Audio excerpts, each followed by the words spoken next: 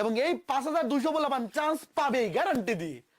এখন আজকে ক্লাসের শুরুতে বা মাঝখানে বলছিলাম যে আমাদের এই ব্যাচে আছে এবং আমাদের সবগুলা ক্লাস করবে এমন যারা আছে সবাই চান্স পাবেই, এটা মাস্ট। কেন জানো?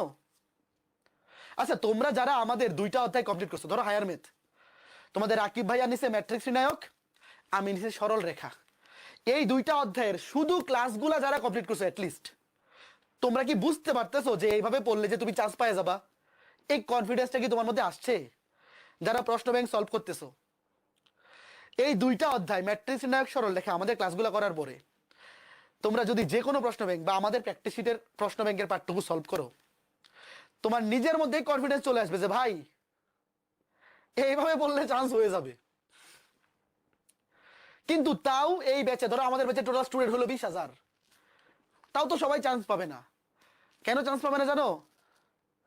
এই যে আমরা ম্যাট্রিক্স নির্ণায়ক এবং সরলরেখা এই 2টা অধ্যায় কমপ্লিট করছি, এই 2টা অধ্যায়ের ম্যাট্রিক্স নির্ণায়কের ক্লাস হয়েছে 2টা, সরলরেখা হয়েছে 3টা, এই 5টা ক্লাস। এই 5টা ক্লাস কমপ্লিট করছে সর্বোচ্চ 80% স্টুডেন্ট, মানে 2টা অধ্যায়। এই 2টা অধ্যায় কমপ্লিট করছে 80% স্টুডেন্ট। ধরো শেষ পর্যন্ত স্টুডেন্ট হলো 20,000 ধরো, তাহলে 20-এর 80% কত? 16,000। কত হয়? 16,000। তারপরের 2টার 80%, দাঁড়াও ক্যালকুলেটর কই, পরবর্তী 2টা অধ্যায় মানে 2টা 4টা ওইটা কমপ্লিট করবে এই 16,000-এর 80%। 16 ইন্টু 80% কত হইলো? 12.8, মনে করো 12,000। 4টা অধ্যায় গেল। তারপরের 2টা টোটাল 6টা অধ্যায় কমপ্লিট করবে আরো, তাই ওইটার 80%, মানে 20% বলে মানে আস্তে আস্তে পড়ালে বাদ দিয়ে দিবে, ক্লাস করা বাদ দিয়ে দিবে। তাহলে ওইটার 80% ইন্টু 0.8, 10,000 পোলাপান কয়টা অধ্যায় কমপ্লিট করবে? 6টা। এই 6টার পরে আরো 2টা অধ্যায় কমপ্লিট করবে, এটার মধ্যে আরো 80% ইন্টু 0.8, ধরো 8,000। টোটাল অধ্যায় কয়টা গেল? 8টা। তারপরে আরো 2টা, আরো 80% ইন্টু 0.8, 6,500। 10টা অধ্যায় গেল। তারপরে লাস্টের 2টা ইন্টু 0.8, 5,200। তো আমাদের কোর্সে যদি 20,000 স্টুডেন্ট থাকে, 5,200 পোলাপান আমাদের ভার্সিটি ব্যাচে হায়ার ম্যাথের 12টা অধ্যায়ের সবগুলা ক্লাস করবে এবং এই 5,200 পোলাপান চান্স পাবেই গ্যারান্টি দিয়ে। ভর্তি পরীক্ষার প্রশ্ন সহজ হোক কঠিন হোক যা খুশি তা হোক, এরা চান্স পাবেই। প্রশ্ন সহজ হলে এরা চান্স পাবে, প্রশ্ন কঠিন হলে এরা চান্স পাবে।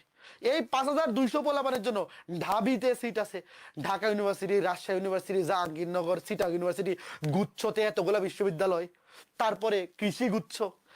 এই 5,200 100% চান্স পাবে গ্যারান্টি দিয়ে বললাম।